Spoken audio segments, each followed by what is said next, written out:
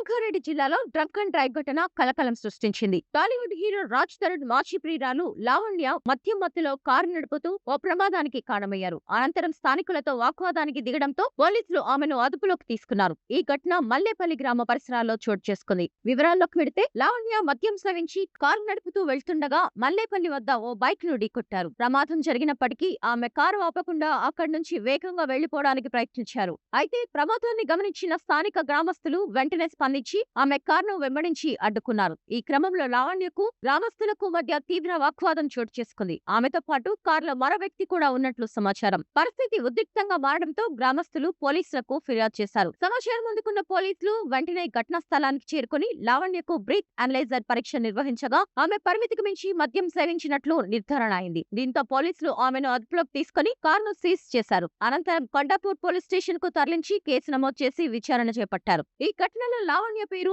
మరోసారి వార్తల్లోకి వచ్చింది. గతంలో హీరో రాజ్ తరుణ్ తో ఉన్న సంబంధం, ఆ తర్వాత అతనిపై చేసిన ఆరోపణలతో ఆమె వార్తల్లో నిలిచారు. వ్యక్తిగత వివాదాలతో తరచూ మీడియా దృష్టిని ఆకర్షించే లావణ్య ఇప్పుడు డ్రంక్ అండ్ డ్రైవ్ కేసులో చిక్కోవడం గమనార్హం.